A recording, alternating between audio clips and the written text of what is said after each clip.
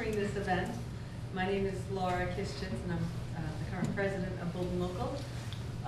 This event is actually the Green Communities initiative is also supported by the planning board, who is here in force, and thank you all for coming, along with our planner, Erica, who is here.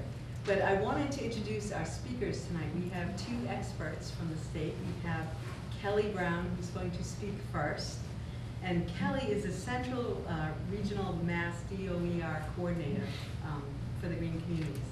And she's going to tell you all about the 5 criteria and which towns around us are already taking advantage of some of the Green Communities benefits. And the keynote tonight, though, is really Mike Berry, who is the technical expert for the stretch code with IFC International, which is a consulting company working with the DOER. So Mike goes all around Massachusetts talking to various communities about the stretch code, where it currently is, and what the new code is coming in. We also have our building inspector here, Mike Savageau, who's also joining us in case we have questions for him. So I think I've covered all the experts in the room. Thank you all for coming. If you have questions, this is a chance to get them answered. We are being filmed, and hopefully the rest of the community will get all the great information you're going to receive tonight. So with that, I'm going to turn it over to Kelly.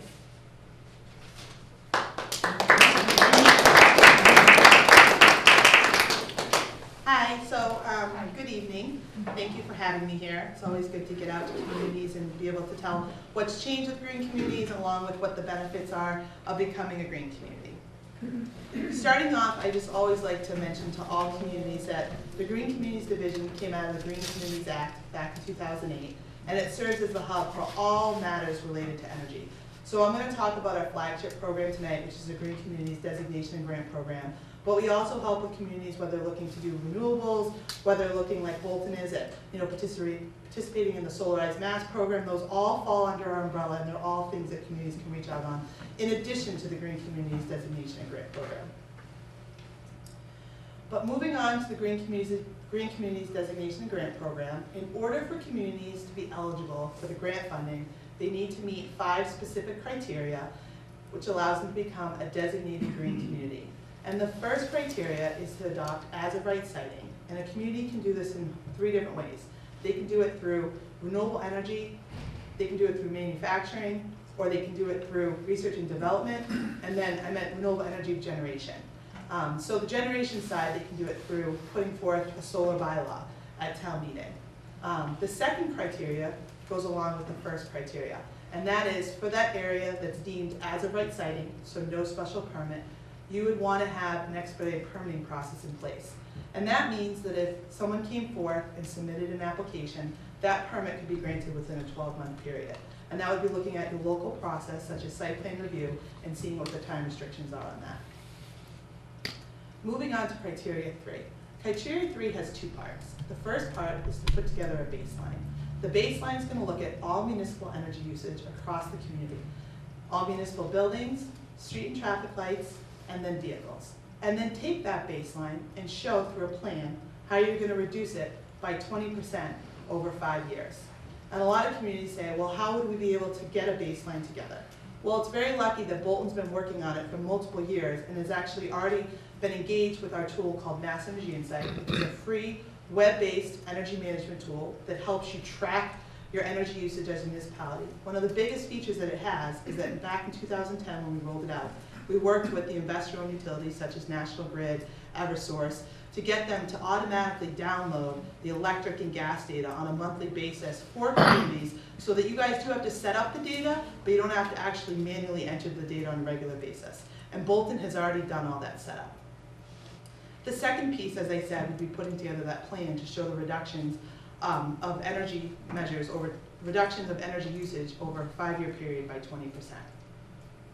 Moving on to criteria 4, that's to purchase only fuel-efficient vehicles when feasible. What that really means is what would happen is you'd bring forward to the Board of Selectmen a fuel-efficient vehicle policy. And the policy really leans more towards administrative vehicles. The reason I say that is because heavy-duty vehicles over 8,500 pounds, such as heavy-duty DPW trucks, F-250s or bigger, those would all be exempt. It's more towards like inspectional services vehicles and small vehicles like that. And what you would do is in the policy, it actually rates different categories such as sport utility vehicles, small compact cars, and then it gives a mile per gallon rating that you would need to meet. And that would be, like I said, have to go to the Board of Selectmen to be adopted. And so would the energy reduction plan. Both of those need to be brought forward to the Board of Selectmen for adoption. And then if you chose to include this regional school districts, it would need to go to the school committee as well. And then criteria 5 is to reduce minimal life cycle costs in new construction. And the recommended way to do that is through the stretch code. I'm not going to go into too much detail on the stretch code, because as Laura said, we have the expert speaker, Mike Barry, here tonight, who's going to give you a lot of detail on what the stretch code is and what the base code is. Now, moving on to why a lot of people want to hear more about is how many communities have adopted the stretch code. 161 to date have adopted the stretch code since November. We're going to be picking up that number, and the map will be growing as we enter into 2016's town meeting season. Each year we have a designation round for green communities. In the designation round, applications are due in October, and we usually announce those that have been designated in December. This past year, in 2015, we had 19 new green communities, 5 of them in Central Mass, one that's a local neighbor to you guys, which is the town of Stowe, and now we're up to 155 green communities across the Commonwealth. The 155 green communities, the way that the grant funding works is once you become designated, you receive a designation grant amount, and that is based on a formula. The formula starts out with a base amount of $125,000 for all designated green communities, and then additional money is given out based on per capita and population. We have grants that range from $130,000 all the way to $1 million. Bolton's estimated grant amount would be $130,000. Now, if the town decided to meet that criteria 1 through generation through a solar bylaw, additional grant funds would be given out if that was the way that you guys decided to pursue that criteria. So some communities, up to date, in the 9 rounds we've had so far, have received an additional $10,000 on top of that $130,000 that I have up here if they went through with a solar bylaw. Now, in addition to designation grant amounts, we've always said from communities from day one, once they've spent all designation grant funds, that first grant, that they would be eligible for future grant opportunities. So in 2012, we launched our competitive grant funding. It happens every spring. So in the fall, we have designation applications due, and in the spring, we have a competitive round. The competitive round allows communities to apply for up to $250,000 per applicant for additional funding. To date, since 2010, between designation and competitive, we've given out over $51 million to mostly all for energy efficiency projects. And to give you an example, for a couple neighbors, I wanted to give you Berlin and Harvard. Berlin, since they were designated back in 2012, has received a total of $261,312. They received a designation grant amount and have come in for 1 competitive round. They've done a lot of different energy conservation measures. The reason is they're focusing on getting to that 20% reduction in that 5-year period. They put in an energy management system, they put in a lot of weatherization in the municipal building, and they've also done some lighting improvements, along with some other air sealing and weather stripping. The town of Harvard was designated in the second round of green communities back in the winter of 2010. And they've received a total of $367,114. And that's also through 1 designation round and 1 competitive round. And they've done a lot of energy efficiency improvements through new furnaces at their police station, to an energy management system, to upgrades to lighting, to even improving their senior center. And they're also focusing all of their grant funds on hitting that 20% reduction over the 5-year period, along with reducing capital budget improvement costs. I think we're going to hold the questions to the end after Mike's presentation, but with that, I will turn it over to Mike Barry to talk about the stretch code. It's a tough act to follow. She talks about the money, which is always the good part. Yeah, it's all right.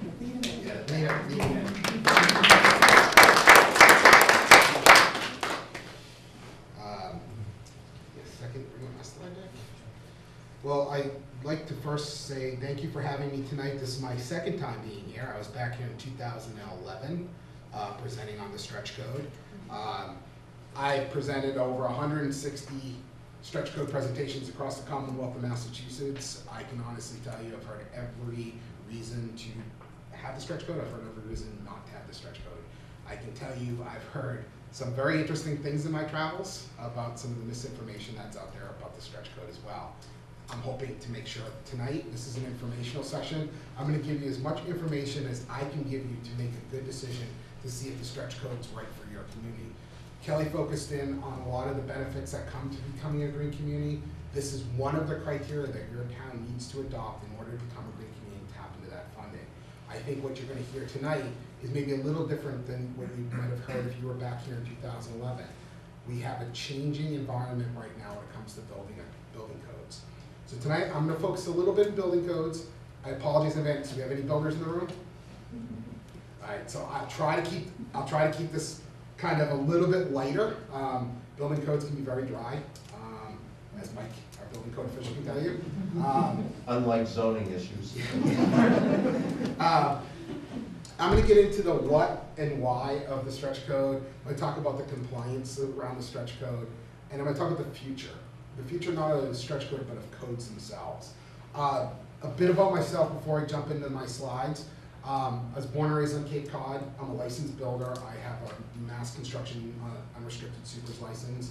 I've been doing energy efficiency work for 18 years. Prior to that, I was building homes. When I was building homes back on the Cape, we were building some of the first Energy Star homes, but actually back then they're called energy crafted homes. We were competing against homes that were very similar. Like, we took our houses that we were building, our 3/4 Capes, put them next to one of our competitors. From the street, they looked exactly the same. The difference is our buildings, our homes use half the energy that this other home did. Unfortunately, at the time, it was also $30,000 more. So what we ended up having was, when energy costs were really low, no one really cared about that. They cared more about the countertops and the cabinetry. They cared more about finishes than they did about what was behind the walls. That's changing.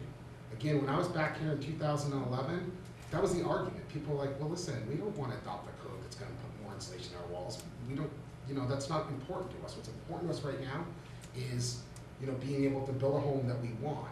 Well, Kelly referred to the building codes as reducing life cycle costs. What we found in the building trades, prior to doing this work I've been doing for 9 years, I was doing retrofit weatherization for low-income housing through the Department of Energy here in Massachusetts. And we were going back and retrofitting houses, and we were barely scratching the surface. And these are for people who are in the most neediest of situations and need to get energy in their house, not going up their windows and their walls. So I come at this from a couple different perspectives. And I hope tonight, when I talk about codes, that I can keep you guys a little bit engaged. I know, again, it's a pretty dry subject. I will ask if for some reason I use an acronym. We use more acronyms in the energy efficiency world than the military. So my dad was 38 years in the military, so I'm pretty good with the acronyms. For some reason, if I use an acronym and you want to know what it is, just raise your hand. I will ask if you could also hold your questions to the end, because typically in my presentation, if I have a slide you have a question about, I might answer it in a future slide. If not, I'm happy to answer it at the end. So what is the stretch code? Back when I was here in 2011, there was a lot of questions around the stretch code. Like, well, we heard that if we adopt the stretch code, every home in our community has to be brought up to this new code. Well, that's actually not true. The other thing was, we heard, well, if I'm going to do a kitchen remodel, my whole house has to be brought up. Well, that's actually not true. The stretch code, just like the energy code here in Massachusetts, affects only energy. It doesn't have to do anything with structure or safety issues. It's focused 100% in energy. The only time the stretch code is actually triggered is when you're doing something around energy. I remember a question I was asked back here in 2011 was, someone in the room was actually doing a kitchen remodel, and they actually said that. I heard it, when we adopt the stretch code, my whole house has to come up. And I said, are you going to be opening up any walls? And he said, well, maybe just one. And I said, well, how much of the wall? I said, just one wall cavity. We have to sneak some plumbing through the wall. The code in Massachusetts says just that wall you open up has to be filled to the maximum amount of insulation that that wall cavity can hold, and only that wall cavity. And guess what? So does the stretch code. You don't open up any walls, you don't have to add any more insulation. Right now in Bolton, if you were to do that, what I just said as an example, you would have to address the code just as you would the stretch code. What you're going to see with the stretch code is the biggest change and the biggest, I think biggest thing that people struggle with the adoption of the stretch code is the removal of what we call the prescriptive path when it comes to new construction. I'm gonna talk about that in future slides, but I did want to talk about what basically the stretch code affects. Also, one of the things that we heard early on was the stretch code wasn't actually law. The stretch code is an amendment to the building code. The state building code is law. This is Appendix 115AA. As a builder, and Mike can attest to this, when I took my building code test back under the 7th edition of the code book, we had one big binder, and the big blue binder did everything. And in that big blue binder was about 12 pages about energy conservation. And when I took my test, the guy told me, take that section and throw it out in the trash, because you're not gonna be asking any questions. He was right, I think I was asking more.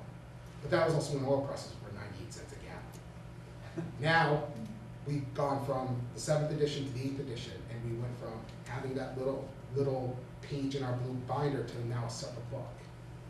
And then from the 8th edition to the 9th edition, we're getting a bigger book, and a bigger book after that. And the focus on energy efficiency is here in your town now. The big difference is the focus is going to be on building homes that are going to perform for the long haul. The stretch code was meant to be 15 to 20% more energy efficient than the base code. So currently right now here in Bolton, you have a base energy code, which is called IECC 2012, International Energy Conservation Code. That's the code that all those towns that you saw that aren't stretch codes currently are under. The stretch code was actually written back in 2010. Currently, the base code you have in Bolton today is similar to the stretch code, because when the stretch code was written back in 2010, we were writing a code that was going to look like the code we have today. So codes are constantly changing. You're going to see in my slides that the stretch code, there's another code coming in Bolton. It's called IECC 2015. So you're going to see that the codes constantly coming in, changing, becoming more and more energy efficient with an eye towards what they call performance-based construction or performance-based outcome construction, which basically, you don't just build a house anymore. You want to build a house and you want to test the performance. Just like you wouldn't drop an engine into a car and hook it up and then just go pick up the car and assume it doesn't need to be tuned up and everything's calibrated correctly. I spoke a little bit about the misconceptions.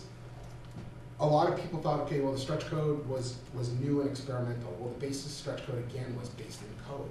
And now it's been here since 2010. It's been tested. You saw how many towns have adopted it thus far. Back in 2010, when we were originally doing the stretch codes, 2 towns had it. And so when we were going out and actually talking to towns about adopting the stretch code, it was tough because it was Cambridge and, what was the other town that had the stretch code? Newton, yeah. Cambridge and Newton. And, you know, you look at Cambridge, you look at Newton. Cambridge has always been on the cutting edge and always been pushing the envelope a little bit. And then you have Newton. And people are like, well, it's not going to price people out building in Newton. But what we saw was that other towns started coming on board. And early on, I did Harvard. And I remember Harvard at the time was actually having their building inspector was actually telling people they had actually worked in their town that if people built to a better or higher energy efficiency level, that they actually got money back in the building permits. So Harvard was already doing this. So to kind of roll this into their current building code was kind of easy. It was something that they saw as not as restrictive. Builders are nomadic. Builders don't just work in one town. Builders travel. Your building inspector works in 2 towns. He's right now working in a town that has a stretch code, and he's working in a town that doesn't.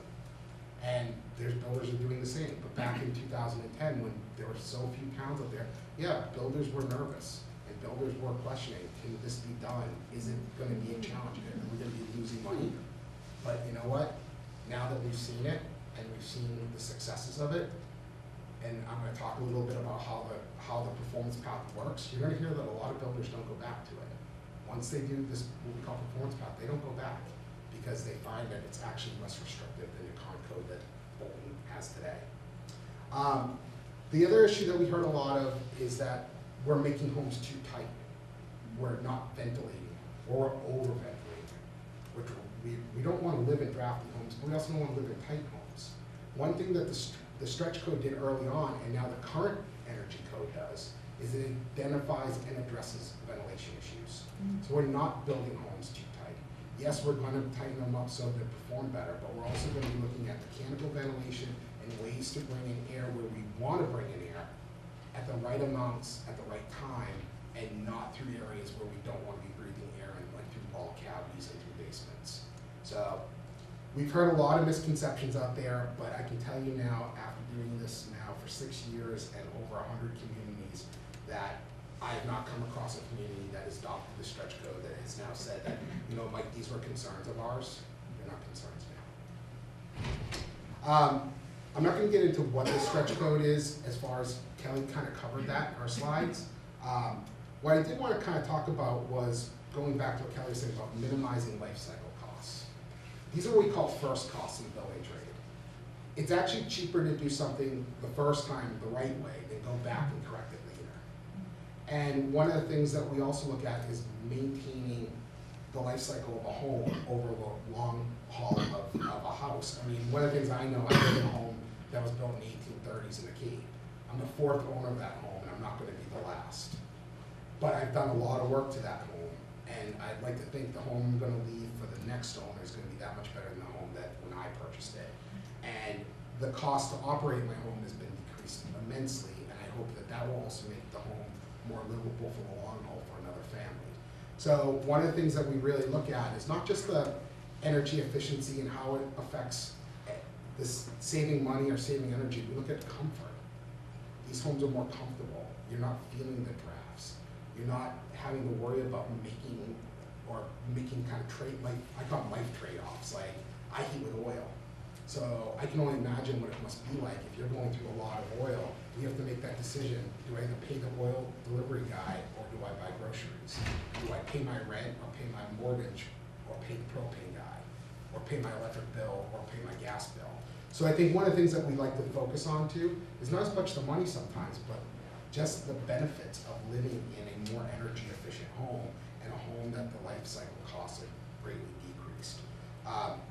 There are a ton of technologies out there. Every day something else is being brought up to market in the building trades. Any builder will tell you the houses that we're building and the products we're using in homes today, 10, even 5 years ago, we would have thought, how we're never going to use stuff like that.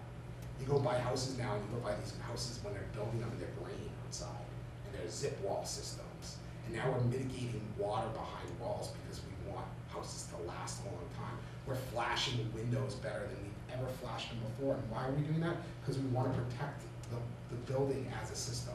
So again, we look at buildings as a whole building when we're looking at life cycle costs, but we're really focusing tonight on energy efficiency.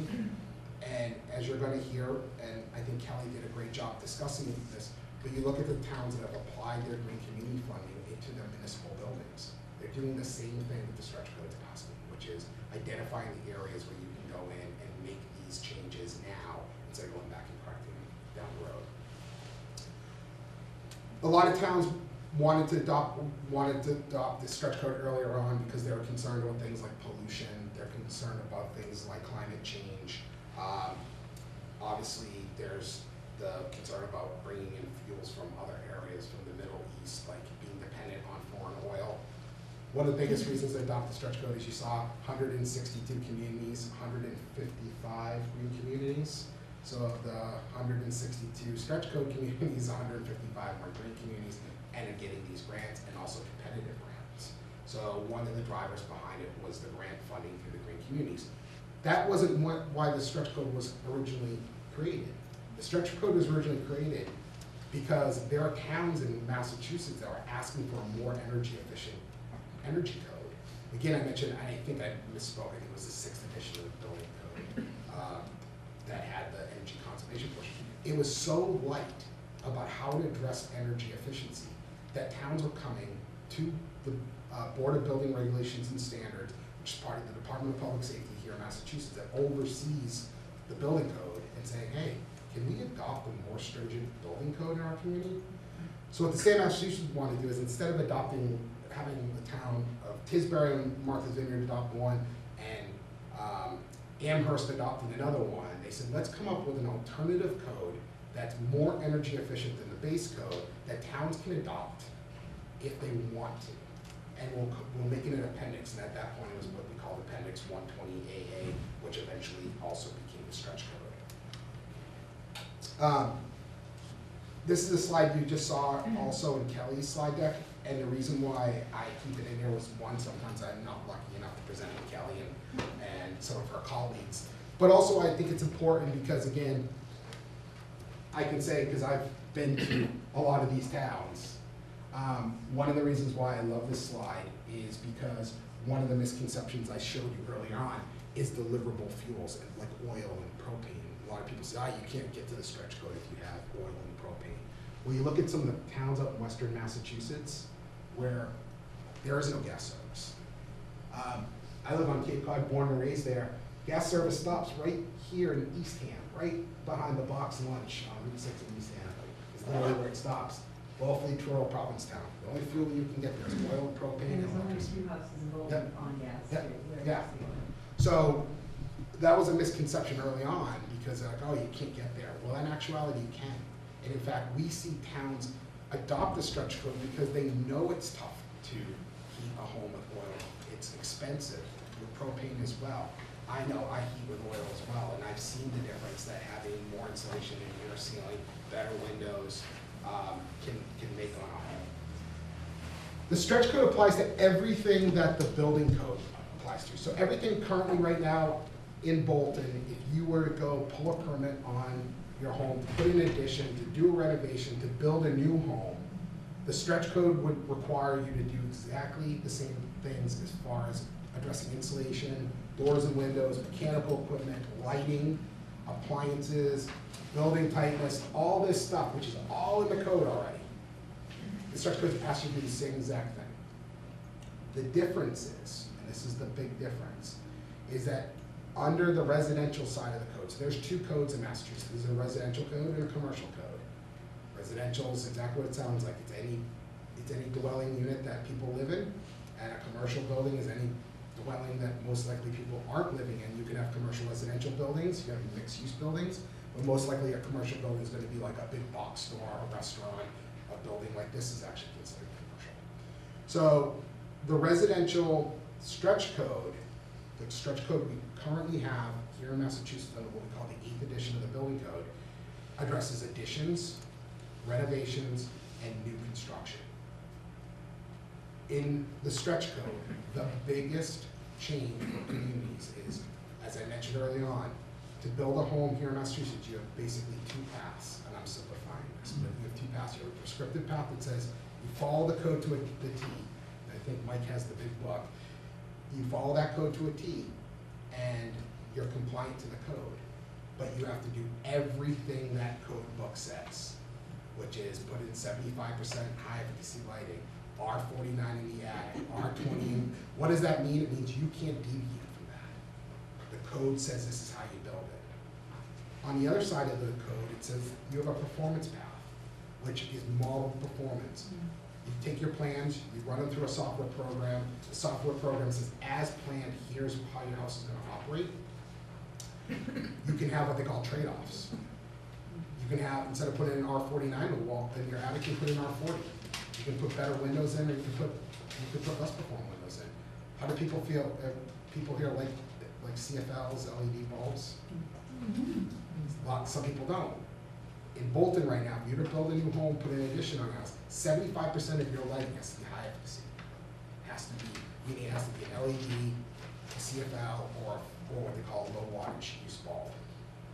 Under the stretch code, you can pick and choose. You can put in some lighting, maybe a little more insulation. It's what we call trade-offs. And the thing that's nice about a trade-off is it allows the builder and the homeowner the flexibility to choose what's important to them. Again, instead of following the code to the T. In a stretch code community, you remove the prescriptive path. So right now in Bolton, I can go build a home. I walk into the building office and say, I want to build a home. I want to follow prescriptive path. I want to follow performance. I go to Harvard or Stout. The only option is a performance path.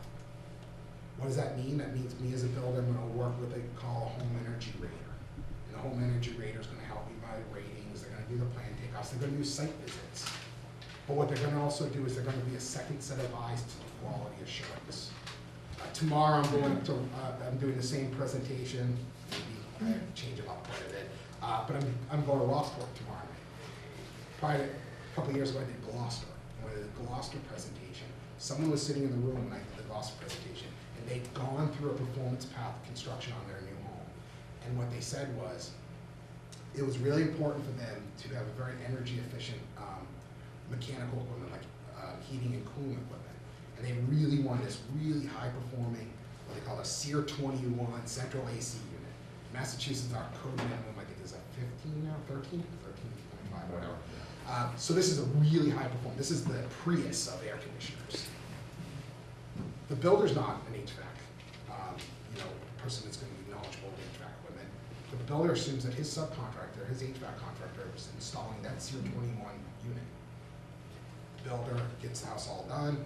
The home energy rater comes up to do their final inspection. The code official still does their inspections, but they're looking at code. HERS rater is looking at performance, and part of the performance is looking again at the whole house, mechanical systems, insulation. They looked at the mechanical system, and what was there was not a SEER 21, it was a SEER 13. The builder paid for a SEER 21. The homeowner paid for a SEER 21. The builder would have walked away from that house and certainly in his mind known that in the best of his mind there was a SEER 21 there. What would have happened was the homeowner would have saw decrease in performance and probably a higher energy bill, which probably would have alerted them that there was a problem. They probably would have called an HVAC company. That probably wasn't the installation HVAC company, and then there would have probably been some pretty good litigation on that. The builder and homeowner, the homeowner was in the room when we did the presentation, and she said she would recommend, just for that alone, having that protection of that third party verify this HERS rater going out there. Does it come at a cost? It does. And everyone always asks me, Mike, what does it cost to get a HERS rater? I can't tell you, because it can be as low as $500, it could be $4,000, but what it is it varies. It's just like any subcontractor. When you're hiring an electrician or a plumber, it's gonna vary by size of home, what you want, what you need. And again, builders and homeowners negotiate a rate for services for this. So you're actually hiring what I like to call, you're hiring a code guide. This is a code guide to lead you through the safari and through the jungles of what is the building and energy code here in Massachusetts. So that's residential. On the commercial side, the only thing commercial addresses is buildings 5,000 square feet or more. So anything less than 5,000 square feet isn't affected by a stretch code. New constructions, additions, and renovations are exempt. So if you've got an old school building you're renovating, you're not putting on any new space, you actually, at that point, you're exempt to the stretch code. You just have to follow the base code. New constructions and additions, you have to follow the stretch code, which I won't get into because the commercial code, to be honest with you, we've done this presentation again so many times that when it comes to commercial code, it's what they call controlled construction. Commercial builders work with energy engineers, they work with people who do what they call load calcs. Long and the short is, if the stretch code says that you have to be 20% or 10% better than the commercial code, if I'm a developer, I go to my engineer and say, get me there. And they do that energy modeling, just as I mentioned on the residential side, and they get you there. I show this slide real quick because it's a good slide to show. This is a lot of information for people who aren't in the building business, but this is the current code right now that you guys have in Bolton. This is the stretch code. I talked about energy modeling. So again, you have both paths currently in your town, so it's optional. This is that performance path. It's required under the stretch code. Currently, when we were back out here in 2011, buildings didn't have to be tested with a blower door. They didn't have to have duct testing done. That's now code. So that's required, and it's required in the stretch code.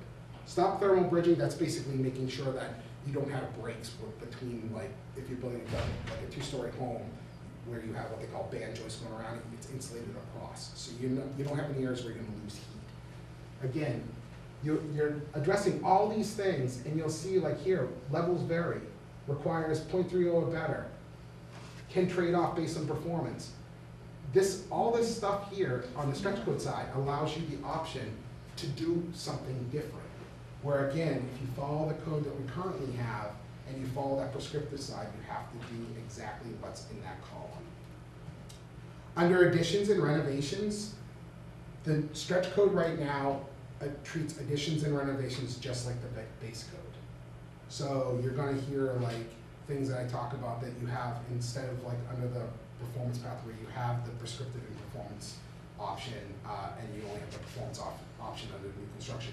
You have both under renovations and additions.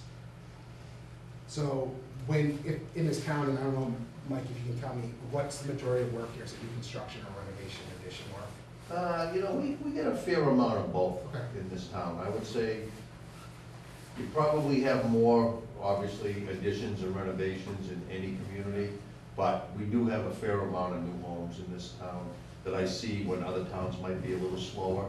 Let's say for Lunenburg, for example, it seems like we stay at a pretty steady pace. Okay.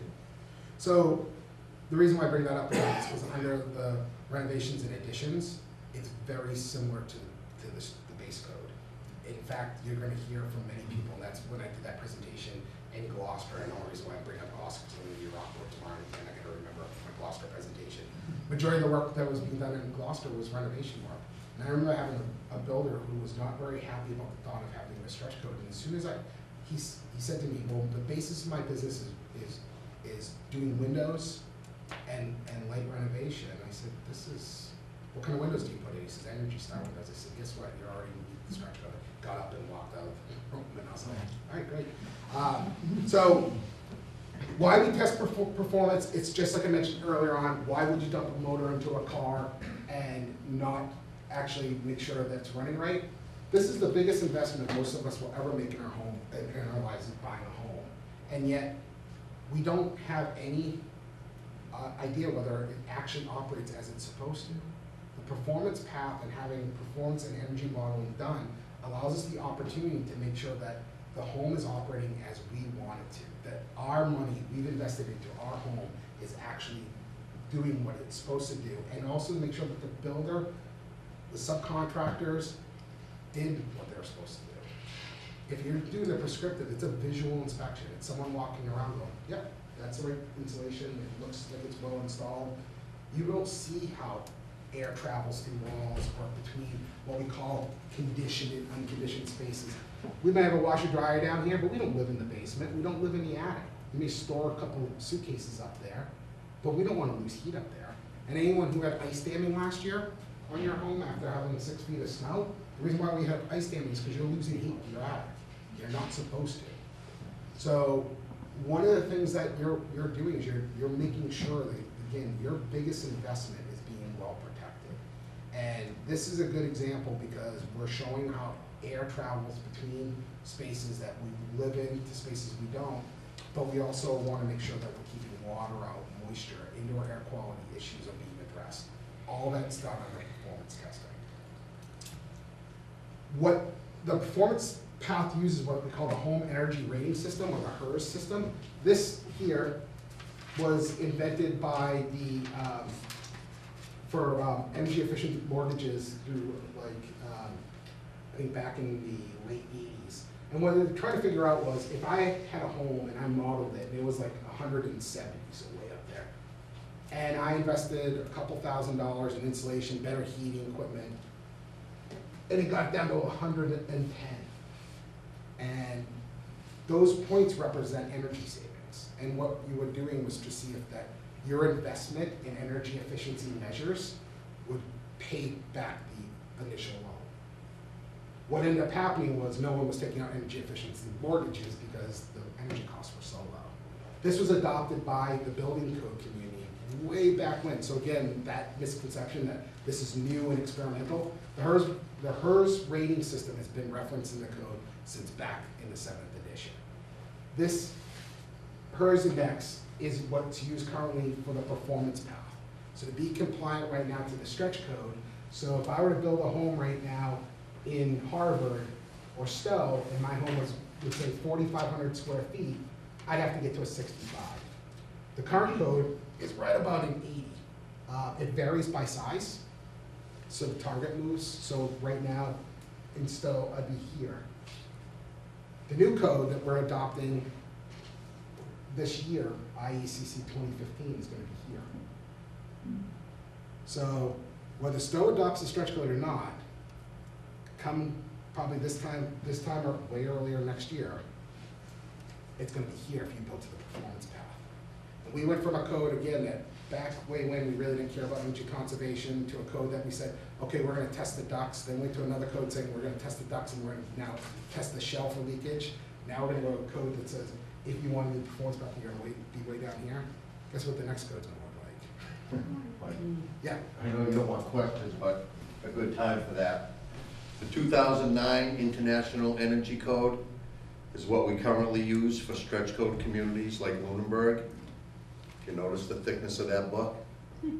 So if you're a stretch code community, we don't go with the 2012 that Bolton has to currently use, which by the way is 3 years later that thick.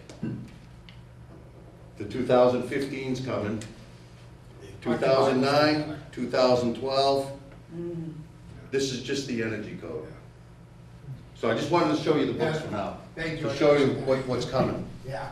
Federally mandated every 3 years, the Commonwealth of Massachusetts has to adopt a new energy code. Every 3 years. And part of that energy code is the HERS ratings, and the process to do that, I mentioned, is computer-aided modeling. So you're taking a home as planned, putting the plans into this modeling software, and it tells you whether you're gonna be code compliant right off the bat. If you are, great, you don't have to make any changes. If you're not, you might make a little change here, a little change there, to move that needle, that HERS index down. Once you're compliant, the HERS rater comes out and does inspections. They go out and look at the installation of insulation. It's always a tongue twister for me. They're not going out to make sure the code's met. That's the code official's job. What they're going to do is making sure the insulation was installed properly. Fiberglass insulation is a great product. Every insulation is a great product as long as it's installed properly. Typically, it's not. HERS rater is going out to make sure that they're not bending fiberglass around boxes and walls, that they're not just jamming insulation in areas. When you jam insulation, it degrades its performance. They want to make sure everything was installed properly, but they're also looking for areas to, they might do the duct testing then, but they're also looking for areas that they may have leakage. So they're going to make sure before the walls get sealed up, the ceilings get put up, that every area can be addressed. The second inspection they're going to do is a blower door test. Back again when I did this presentation in Bolton back in 2011, this wasn't even part of the code, it was only part of the stretch code and the performance piece. Every new home in Massachusetts is built, whether you do the prescriptive or the performance, has to have a blower door test done. So the thing that the blower door test tells you is the leakage. Tells you how much the house leaks and from where. And that's also a good opportunity, again, before the home's completed, to address those areas. And then basically all the information that the HERS rater takes from their visit in the field to that home, they put back in that software program, and they're gonna tell you how your home's gonna perform upon what they call final inspection. That documentation, so you folks know, that documentation is what, in a stretch code community, that is handed to the building code official to tell them that the home meets the code. I'm sure Mike can attest to the fact that right now we use, in base code towns, we call something called res check, and that's to show that you meet the energy code. Typically, it's one of the biggest things. I swear to God, I had a full head of hair. I had hair like this guy right here until I started doing res check. So, again, great situation because the HERS rater does it. It's not held on the builder to make sure that they're doing res check right.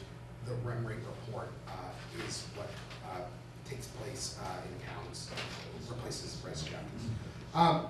Here in Bolton, Kelly touched upon this, because you're in an owner investor utility service territory, basically, some of you folks have seen the Mass Save logo. There's a program out there called Mass Save Residential New Construction Program. If you're building a new home, you as a ratepayer, a builder can tap into this money, but we offer for newly constructed homes, and there's incentives out there to upgrade heating equipment, water heating equipment. Or if you were to build a home in Bolton, and you've got builders in town who do this program on a routine basis, we can give up to $7,000 for a single family, to $4,000 for a multifamily.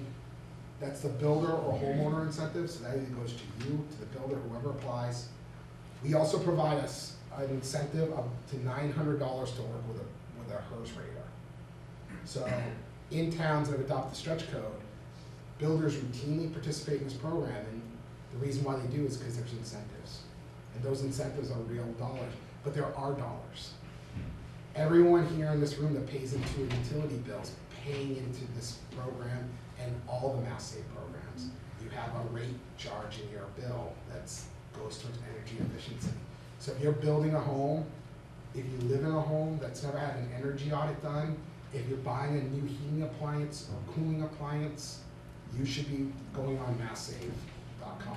That's my quick plug on masssave.com. The other thing is I mentioned that lighting, the code requires 75% lighting.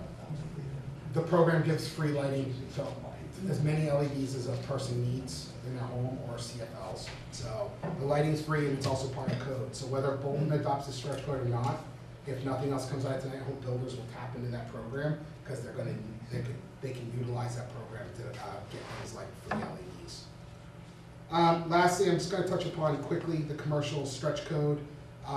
It's an appendix. This is also an appendix to the building code. It's part of the stretch code. It addresses only new buildings and additions 5,000 square feet or more. Depending on size, developers have the option of following what they call the performance path, which you guys should be all pros at now, or the prescriptive path, which is following the code to the T, and that's for buildings up to 100,000 square feet. After 100,000 square feet in Massachusetts, what they call, again, controlled construction, you're working with an energy modeler and an engineer. So you're going to have your energy modeling done as part of your compliance to the code and meeting the commercial code. The commercial stretch code appendix, I'm not going to get into this acronym here, but I will talk a little bit. So this is going to be my segue into the stretch code and where the stretch code is going. I've talked about it, Mike mentioned it. We're getting a new building code here, a new energy code here in Massachusetts. On July 1st, the new base code is going to be put out for public comment and review. It's actually been, the 9th edition of the building code has actually been, which is been on the Board of Building Regulations and Standards website since back in June of last year. So we're getting a new code, most likely based on feedback and based on the public comment. The code, this new code will become the sole building code here in Massachusetts on January 1st, 2017. When that changes, we will also be changing the stretch code on January 1st, most likely of 2017. Currently, the commercial building code, to meet it, you gotta be 20% better. The new code that we're gonna be going, the new stretch code is gonna say 10%. You're gonna say to me, well, Mike, I thought this was supposed to be a stretch code and 20% seems like more of a stretch than 10. Remember, we're actually going 30%. So, the state knows that commercial buildings are important and part of the growth of the Commonwealth, and they want to make sure that we're also making sure these buildings can meet this code, and we're not putting something out there that's going to be very difficult for a commercial developer to meet. I'm going to talk a little bit about compliance before I go into the future of the stretch code in general and the residential code. It's important for me to note that your code official doesn't lose any of their authority. They still go through the same inspections, they still sign off on the permits. In fact, the difference is that they're gonna approve the building documentation, it's just different documentation. Your code official right now is doing one set of docs for Lunenburg and a different set for Bolton. So you're very fortunate in a lot of communities where they're coming in for the first time to the stretch code, and the building code officials might be unaware or needs to come to speed with the stretch code. Your building code official is already there. So I think that's very important, and he knows more than anyone else that how this stretch code works and how it may benefit your town. The future of the stretch code, so I mentioned on July 1st the base code changes. We're going to go to IECC 2015. The idea with the stretch code is instead of making an appendix, a code that's going to be completely different from the base code, we're going to align ourselves with the base code. So what we're going to say is instead of recreating the whole wheel, we're going to go what they call in IECC 2015. All the stuff I showed you about HERS ratings and the HERS index and at 55, that's what they call the energy rating index. What the stretch code currently looks like, and again, it's out for public comment, and it's gonna be hopefully adopted and out there on January 1st. There's a lot of real estate between now and then, and anyone knows anything about legislation, you know, there's public comment, there's feedback that's out there. The idea is it's gonna be the same thing, we're gonna adopt IECC 2015. So all those towns that have the stretch code will adopt IECC 2015. The only way you'll be able to build a new home is using the energy rating index, which is exactly kind of what they're doing now. It's performance-based construction. They're gonna meet the HERS index that currently right now, IECC 2015 says it's a 55. It's most likely gonna be a 55. There's no changes to additions and renovations. So instead of calling out some little nuances about windows and about air leakage and addressing this and addressing that, we're gonna say follow IECC 2015 for renovations and additions.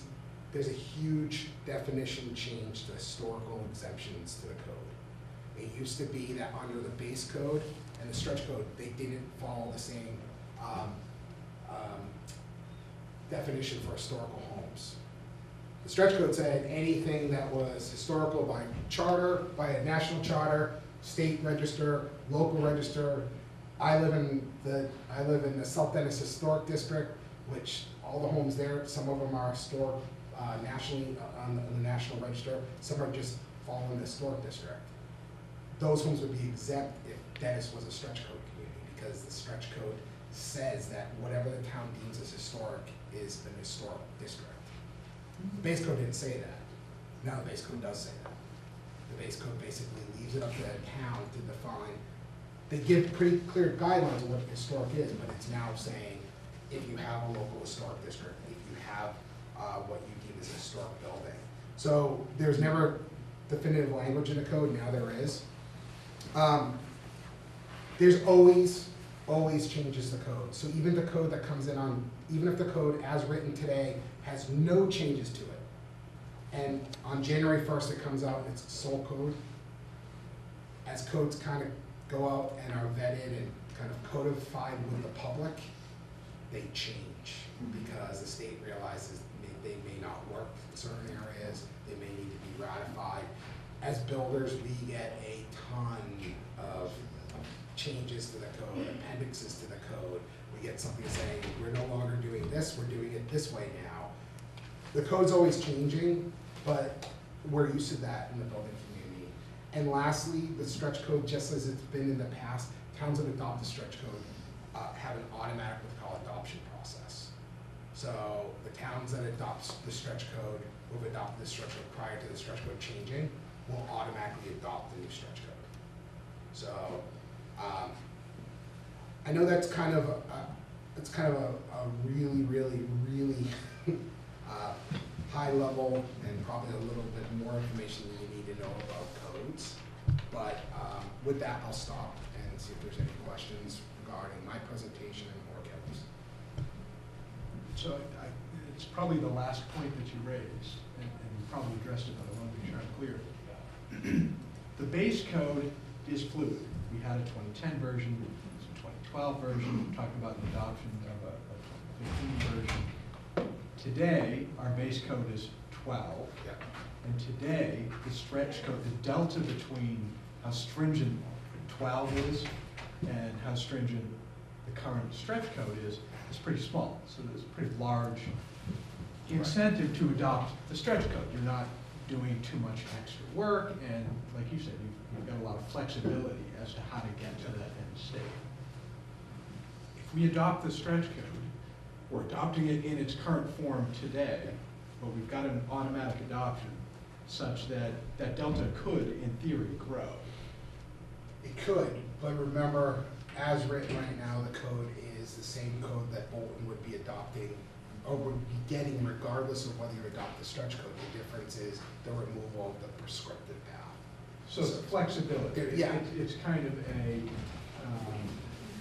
it's a matrix as to how to get to the end state. Yep. You don't need to follow ABC Right. to the letter of the law.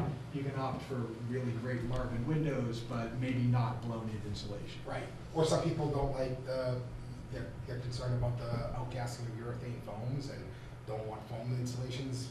You can make those trade-offs. So where you used to be able to figure out how you could jam R20 into a wall, whether you wanted 2x6 or 2x4 construction based on, you know, what you're building, this does allow for flexibility. And I think that you brought up a really good point right now. The current stretch code, and I think Mike showed the book, the current stretch code we have now is based on what they call IECC. Came out during IECC 2009. And at that point, it was like 10 to 20% more energy efficient than IECC 2009. Well, we're in 2012 now, which is exactly, yeah. So it got really small. And it's gonna stay, the idea is it's still supposed to be a stretch. And the stretch in the new code is the removal of the prescriptive path using the energy rating index. Yeah, but still, Yeah. that's nice. Yeah. Yeah, but just to add, just because I get like, so he definitely digs into the code more and I handle the higher level. The base code that you're under right now has an option for performance in it. It's just an option. So if someone came forward to the building inspector right now and they said they wanted to do the performance path, they could. It's just the difference is it's an option. Where going into 2015, when we're lining up the two codes, those communities that are under the stretch code, instead of having the appendix, they're only gonna follow the performance path in the code. And those communities that are not stretch code communities would have the options to do so. And then to your point, the code does change every 3 years, and there are gonna be changes in the future. And especially since 2010, we haven't had a community do this to date of the 161 that have adopted the stretch code, but it is an optional code. It is voted at town meeting to adopt the code.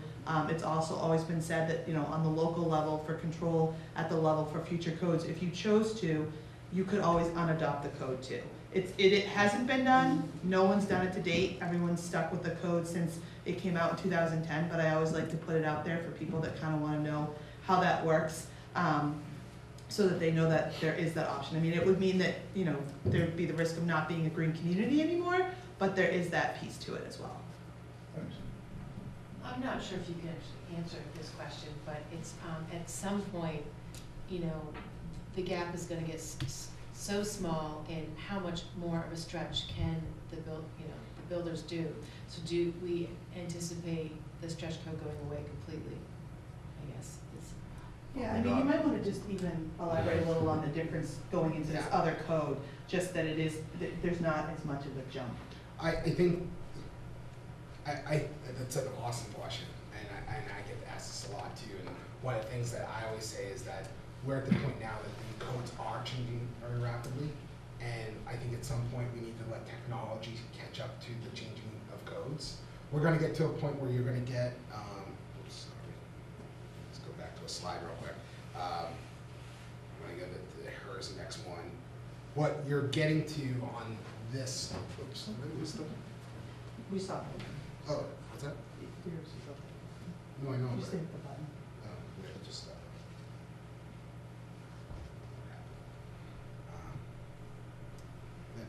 it's all right, I'll just speak to it. So basically the HERS index, Yeah, which is the the slide, bond, yeah. you can only go down so far. Yeah, exactly, because you get to a point where you just have to start adding in on-site generation, whether that's PV, whether it's small-scale wind, whether it's, we're gonna get to a point where it is gonna happen, where we're gonna say, okay, you know what, this is as much as we can go. California right now is actually moving to adopt the net zero building code. So, at that point, yeah, the stretch code would go away because we've, You can't do anything. can't do any better. Yeah, you're where you need to be. Let's see it, it's stretch code. Because we have homes, right There there. it is. Yeah, so this is what we call net zero. This means a house uses as much energy as it puts back in, so it nets out. We've had homes down here in the negative 40s, which means they're small scale. Yeah, it's a generator. Again, not the exception to the rule. It's definitely not. But you know, once you get to about here, that's where you're going to get to before you have to go with renewables. So at some point, as we start to get there, I think we're going to get to a point where we have to stop and reassess. Because We slow down. right, but we're getting to where we're getting to that point. But we're going to be at a 55 for that energy rating index right here. Anyhow, I think the IECC 2018, the next code will come out. Then in 3 years will be even further, but it's going to get right to the point of you'd have to go deeper. You'd have to put on on-site generation. I just want to add, I went about probably 4 years ago, I went to a training out in Newburyport on the commercial and the residential codes for the 2000, when, this was before the 2000, it was about 4 years ago, because it was before we jumped from the 2009 Energy Code, as I showed you, the thin book, to the larger book, the 2012, which Bolton currently uses, being a non-stretch code community. And during that training, they had the building science people there out of, I believe, Westford, I think they're out of, and the engineers that were doing the presentation. Basically, they had put a slide up, and the slide said the 3 words, tight, tight, tight. That's all it said on the slide.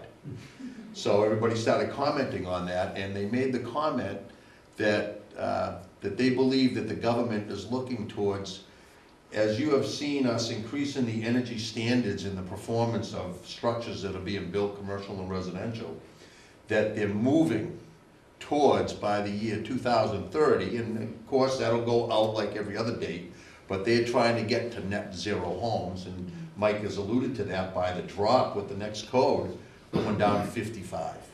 So I mean, it's coming. It's coming. It's driven that way. If you were ever against cell towers, they're here to stay. Solar is here to stay. This is technology. The government is moving you into that direction. You can do it voluntarily, or they're going to force you to do it. Yeah, I think to your point too, I think one of the things that we're seeing is that, and I don't know if it's also driven, I think it's driven, it's a push-pull, which is, I think government's looking at long-term sustainability. We're looking at what we call big buzzword now in my industry, resiliency. You know, homes that can withstand, you know, a 100-year storm. I like to call it zombie apocalypse.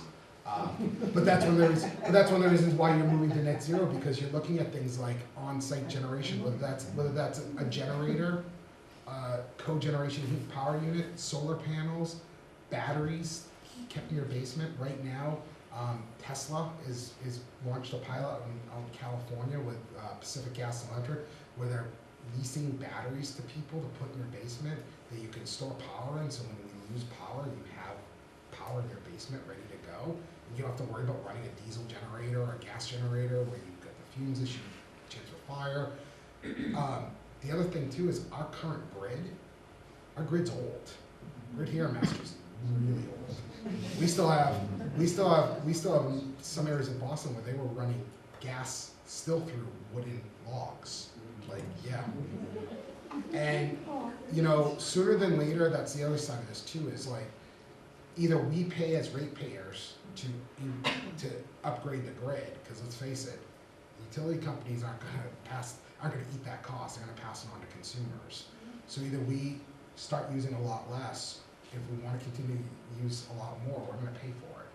The current grid just can't hold it. We see this in areas where they've come up with these things called non-wire alternative programs, because the non-wire part of that is we need to put more wires into your area because you need more power, and we got to get it from somewhere, and bring it to you from somewhere else.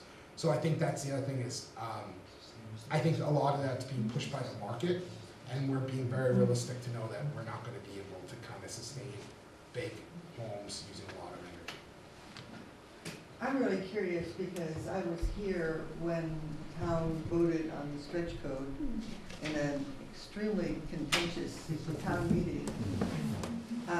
And the opposition was to some degree led by our building inspector. So I'm curious about the position of our building inspector now. Okay. You're on the spot, my friend. All right. Like I haven't been there before. I'll say a few words in regards to that. Several years back, I got up at town meeting in Lunenburg and I opposed the stretch code, being a builder all my life, being a building official for 14 years now. I hear it from the contractors. There was a lot of controversy when the stretch code first came up. What's this gonna cost me? What's it gonna cost? How much is a HERS rater? Oh, $10,000 more a house. Well, as we heard today, and Mike did a great job on it, explaining, is the codes are driving us to a point where, as he said, come the next code round, the stretch code's really gonna be the building code, the energy code for most people. And I was opposed to it in Lunenburg several years back. When the 2012 came out, and we started seeing the differences in the 2012 code, which Bolton has to use now, which we were using the 2009 back then, was now you had a requirement in the 2009 to put R value of R38 bat insulation or an R38 insulation factor in your attic or ceiling areas.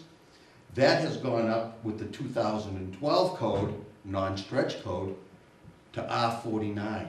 So now what are you gonna use as a rafter on your house? You gotta go to 2x12s, you have to put an inch of foam, you gotta spray closed cell foam, which is very expensive. How are you gonna meet that R value of 49? A lot of builders are having an issue with that. Now, they can still use the performance method even in the regular code. That's called the res check, and people have to get to a certain energy code compliance, and it's there and it's flexible, but it's not quite as flexible as what I can see that you can get out of the stretch code. There are things, because of the 2000, this book right here, going from this energy code right here, and hearing the horror stories out there, has led me to believe now's the time to adopt the stretch code, because you're so close to it, it gives you the options, it gives you the flexibility. There's a gentleman, as of yesterday morning, Monday morning, came in my office. He did, so you've got to keep in mind, and I know a couple of these things are going to be repetitive, but I want to talk about them quickly because that's how it impacts you. How does it impact the person that's here today? Unless you're out there building a new house, you might do an addition, you might change a roof, you might change your windows. What's the impact to you? It's minor. It's minor. Because the regular code is going to tell you to do pretty much what you're going to do for your addition. Now they say, well, I got to change all the windows in my house. I got this old house, the historical house. Well, that definition is going to change. Probably give some leeway to keep those windows. But currently, if you're in the stretch code, the exceptions that you don't have to worry about, if you break your window, you smash the glass, you got a right to replace that glass, even if it's single pane. If the sash of the window breaks, you got a right to replace it. If you pull the whole window out, now you got to comply with the current code, which you got to get that energy efficient U value, which is lower, more efficient energy window. I have a gentleman right now in Bolton, came to me yesterday. We have to do a blower door test now. Thanks to the 2012, made it mandatory, helped me to change my mind about the stretch code, right? So you gotta do the blower door test regardless if you stretch code or not. People building the new homes up on Century Mill Estates and over on Oak Trail, they have to do a blower door test at the end and give you the results of that. They have to do a leak test on the ductwork if it's not in a conditioned space. So if your duct is up in the attic, if your duct is in the cellar, and you don't have a formal heat source, not just a boiler sitting there, you have to insulate those and you have to do a leak test on them. And somebody has to come in and do a leak test on that duct. That's today in Bolton, no stretch code. Okay, the HERS rater is going to take care of that stuff if you're a stretch code community. And what the HERS rater does is he comes in, as Mike mentioned, and he submits to me a report just like you would do when you come in for a building permit. And instead of giving me the res check program that we would see right now if somebody used the performance method, which is a computer program similar to what the HERS rate is doing, this is what they submit. He submits this and he says, Mr. Building Official, this is how I'm going to comply with the stretch code. Now let's talk about a new house for a second. This is how I'm going to comply. So they come in, I review the document, which is just going over the information they provided. And I said, okay, you're going to meet it. You're going to get below 65 or below 70 based on the size of the house. Okay, thank you. He goes in, he inspects it, I take a look at it, I see it's insulated. He rates the quality of the work. You can meet the code and do okay work, and it's okay. But to get a rating, you have to get a certain performance out of that. And he rates the quality of the insulation that's sticking in the wall from 1 to 3. And if you did a real good job, maybe it's a 3 or a 1. And if you didn't do quite a good job, and it's a little loose, but it still meets the code, you know, he rates it down. And that helps him to get his overall performance rating. The blower door test, super sealing the house. Whether you're stretch code or not, you still have to do all the mandatory requirements out of whatever code you need to follow at the time. We don't follow in Lunenburg this big thick book anymore. We follow the stretch code, and because it has not been adopted yet until next year, because it references the 2009 code in the code, we have to use the 2009 code because it was never amended yet, which, as Mike mentioned, it will be, and it'll be the regular code at some point. And stretch and regular code are gonna come and meet each other at some point in time. The blower door test. You never needed, on a non-stretch code community, you never needed to do a blower door test, which you saw the shroud and the fan, and they balance out the air pressure. They find out how many air changes an hour come through the house. They can find that out really quick in about 10 minutes or less by the computer. And it comes sucking through the house. You have to now, in Bolton, non-stretch code community, the code went, in 2009, it went from 7 air changes an hour, minimum, down to 3. That's making your house real tight, so everybody started to go into a panic. 3 air changes an hour, how am I gonna do that? Well, you have to do it, the code says you gotta do it. You gotta super seal everything. There is a mandatory in either code, so that you fully understand, you still gotta follow Energy Star program for certain mandatory requirements, whether it be in the 2009 code currently, or whether it be in the 2012, there are still mandatory requirements. So in a nutshell, so now I got this guy comes in, he didn't hit 3 air changes an hour. He hit maybe 3.5. What's he gonna do? Hers Rater told him, you gotta get up in that attic, you gotta start sealing everything you can seal, because you have a finished house, brand new, and it didn't pass. Now what they're doing is, they're getting the houses to like about the blue board stage for plaster, and then they're doing the blower test. They're sealing all the ducts, sealing all the attic scuttles, and they're doing the blower door test ahead of time so that they can super seal the house and caulk those areas that are causing a problem. A lot of the mandatory things that are being done now for energy conservation in the regular energy codes, is that you have to super seal the house, where you have 2 studs that come together, where you have a header over a window, where you have the joints of the header, where you have the sill plate that's on the bottom of the floor, plywood, where you have the sill plate that's on the top plate, the double top plate. Every joint of a piece of wood where there's 2 studs put together, or there's a framing member that you see an outline of another member touching it, you have to caulk that. And you caulk those, and you super seal the bottom and the top and the windows and the headers and everything, and you get a super seal, and that's part of the requirements for the air barriers. He talked about people, you see the green board that's out, it's called zip wall. That's a vapor barrier if it's properly installed. They are doing houses better today, flashing, we're taking a better look at all that. I have a stretch code community. I live in Leominster. I built a new house. I use the energy efficient heating system for my hot water, and for my heat and hot water are both energy conservation. I have natural gas, so it's relatively cheap compared to what I used to have. But again, I got $1,500 back in the Mass Save program. I got $500 for one of my units. I got $1,000 for the other one. My heating bill, 6 people and 7 people in the house, 2,400 square foot house, 7 people, heat and hot water. Last month, $170-something. Heat and hot water. So Mike, not only do you support it, you're an evangelical for it. Well, I'll tell you this, and I was dead opposed to it.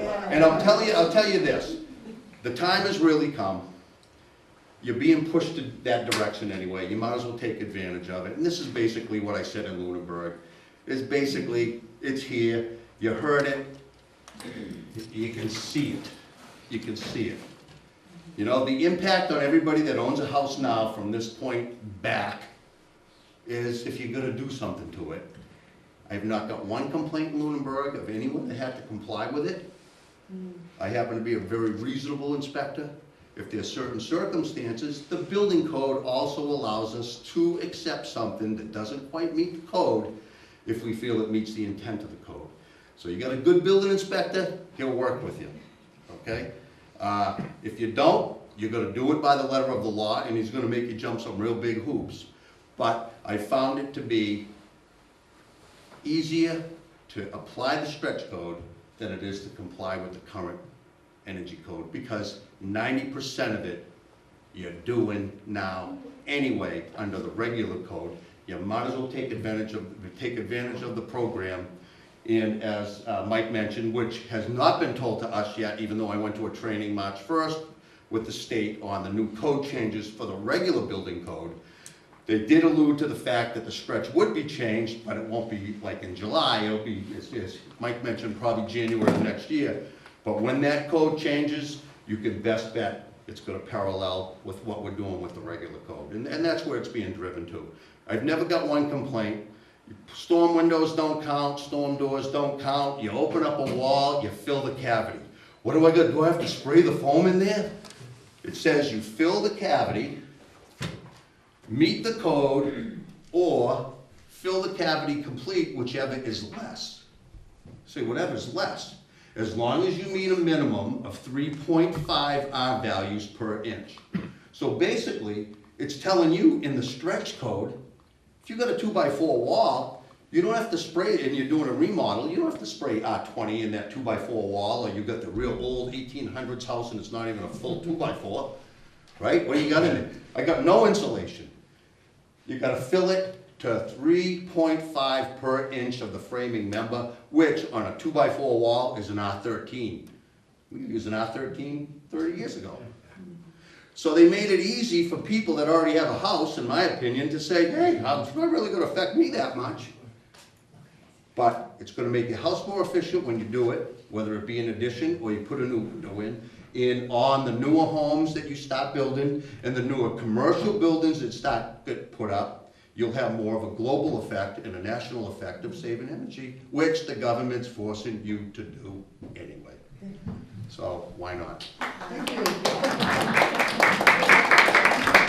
Thank you, Mike. We do still have one more question Sure. here, though. if you Yeah. don't mind. Do you envision that in the future, there might be a requirement for siting for future solar addition, like the orientation of the house and the slope of the roof and keeping the roof clear? That's a So, great question. That's a great question. To go to the next version of the, Yeah. Yeah, The draft so the new code coming out, IECC 2015, actually addresses that. It does. Yeah, and in fact, currently, as Mike described, in the performance path using energy modeling, you do get a credit for orientation. Mhm. But what you're gonna see now, and actually where Kelly works, the Department of Energy Resources, is launched a program called the Pathways to Zero program, and that's what it's focusing on, is not only having us orientated right, but setting it up for future renewables.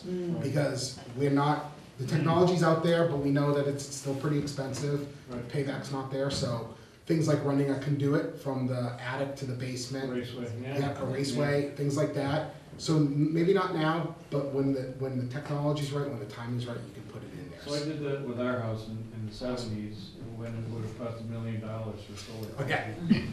But it became practical. Yeah, Yeah. and you know what, it's actually, you are way ahead of your time, because right now, that's what the code's actually putting in, is language specific to that about renewable energy. yep, so basically the one thing that we talked a little bit about is what the stretch code is today with the HERS rating of 65 and 70.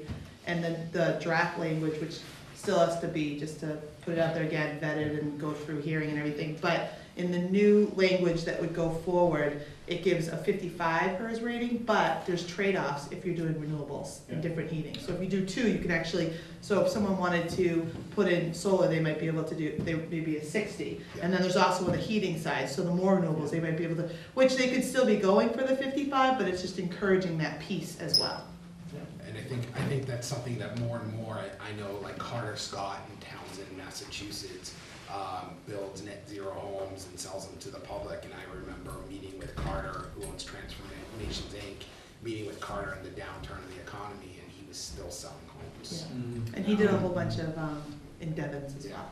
Yeah. I might want to, I could add to that, you know, I've been around a long time, and a lot of the builders here in Bolton, when I'm talking to them and stuff, and when we start talking stretch code, and I start talking about the energy compliance that they have to do in the 2012, which we're using here without stretch code.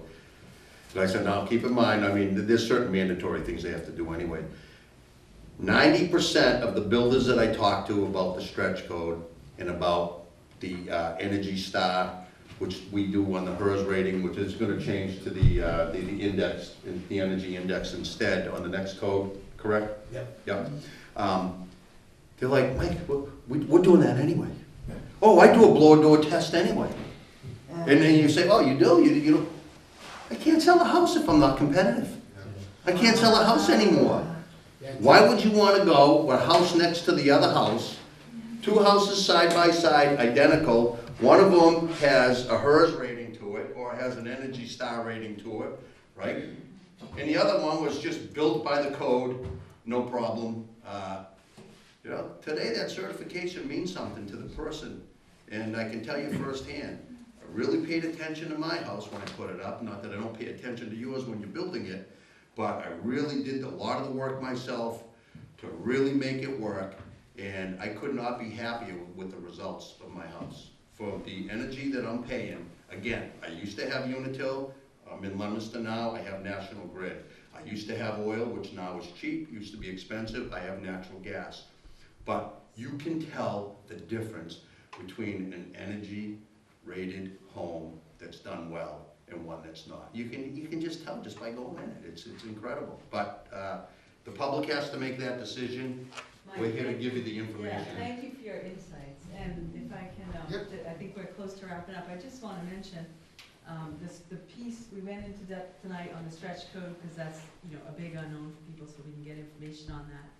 At town meeting, this voting various bylaws through will get us over this hump to become designated a green community. Once we vote these, to adopt the stretch code, to adopt some of the bylaws that the planning board has already approved and is in the warrant for town meeting, the next steps would be to create that 20% reduction energy plan, working with Don Lowe, the selectmen, the planning board, other members of the community. So it's all good, and thank you for your questions here tonight. It sounds like we're on the right track, and if anyone hears any feedback from people in town, because frankly, unlike the meeting in 2011, for those of you that were here for that one, it was quite contentious. This has been very quiet, and I know we don't want to assume that means no one out in town opposes this, but if people hear feedback, send them our way so we can have some dialogue. Or have them call my office. Have them call Mike's office and he'll put them on it. Questions I can answer. All right, that's a great idea. And I don't need 500 of Awesome, them part-time, but. So call Mike's Try to do staff my and tell them best. if you have questions. And thank you all for coming. I really appreciate it. Thank you. Yeah.